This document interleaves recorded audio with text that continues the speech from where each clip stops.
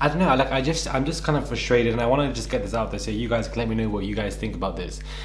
But I've just been pondering on my mind. I did speak about it in a previous video, but I really want to talk about it properly in this video. It's just random. I don't know why I'm doing this, but I just feel like it's just on my head. Like, I just find it annoying. It's kind of tone deaf behavior. So many white people who are so irritated and adamant and upset because you have a lot of people of color who are not socially distancing as much as they should, and they get so upset at them. They vent their frustration. How dare you do this? You're this gathering, you're this, you're that, and so forth. But they don't even know who Breonna Taylor is. They don't even know who George Floyd is. They don't even understand that we don't just have a flipping health pandemic going on, but we also have a major racial injustice pandemic going on that people are also fighting, and the mental health toll that that can do to somebody, and that, okay, people not be adjusting to these COVID rules that don't even make any flipping sense. I don't understand. People are so irate because people are having a social gathering or whatever, but why are the gyms still open?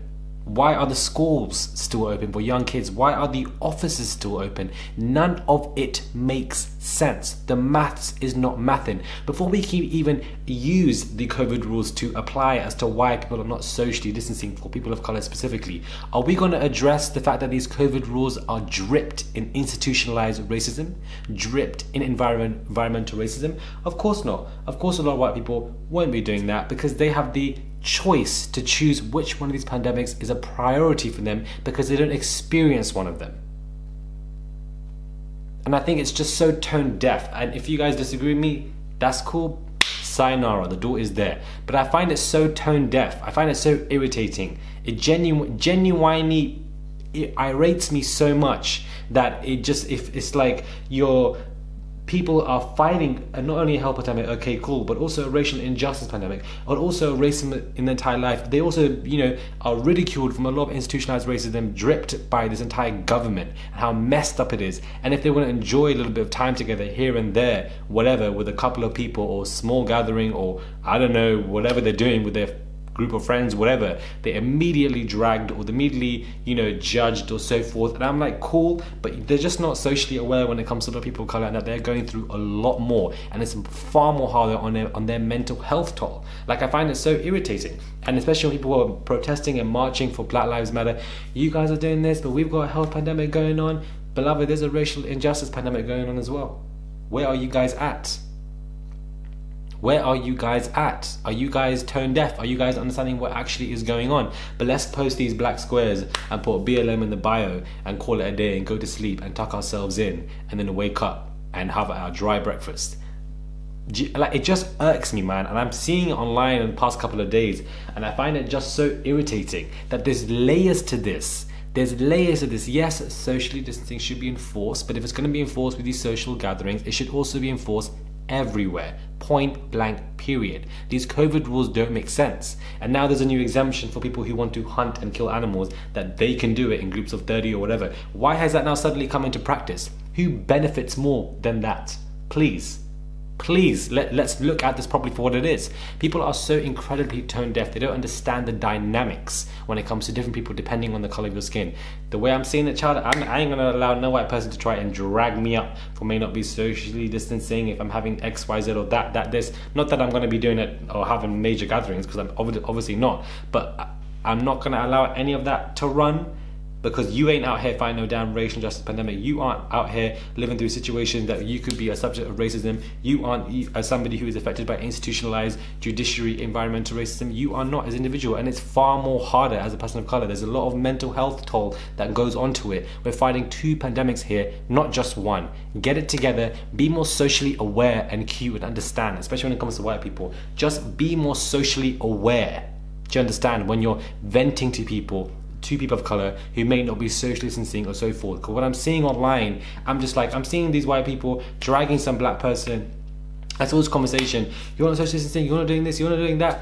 But they're going through a lot more than you are, beloved. They're going through a lot more than you. You're the one that benefits from white supremacy, not them. You're not the one that could be killed just because of their skin color. You're not the one who isn't at a point who could benefit. If both of you went to hospital for COVID, who's going to benefit more? The stats show that a lot of hospitals don't really care for people depending on the skin color, the more dark you are. They just don't. These are all stats. They're facts. People just aren't socially aware. They don't see it like that. So I'm just not here for it. I'm so sorry. I'm not here for no white person to be dragging up any person of color for me to be socially distancing as much. Like they're not fighting multiple pandemics.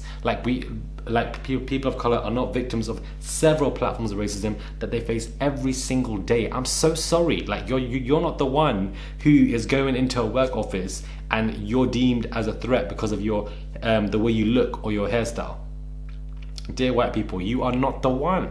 You are not the one who is calling for a flipping cab outside and they just don't want to come and open the door for you because they see your skin color. You are not the one. I'm just like you're just like you don't, there's so many different forms of passive examples that I can give to you that are just layers.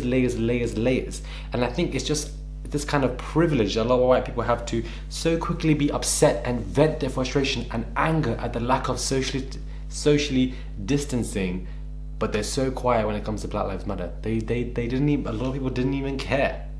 All fake performative crap.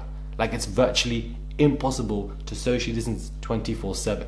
I don't know, the way I see it, there shouldn't be large crowds in general, point blank period, but if I see a large black crowd or whatever, not large but like a crowd or whatever, and they're trying to just kind of enjoy themselves and in a way that's like to alleviate so much pain and torture that we've seen.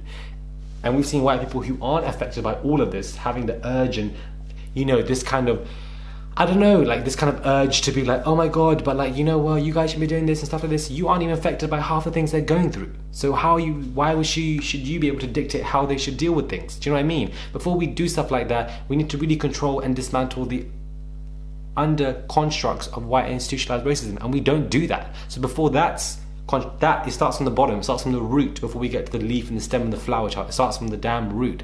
And I just find it to be so tone deaf that I want to make a random video and talk about it. Let me know what your thoughts are, guys. Subscribe and I'll catch you guys soon for another video.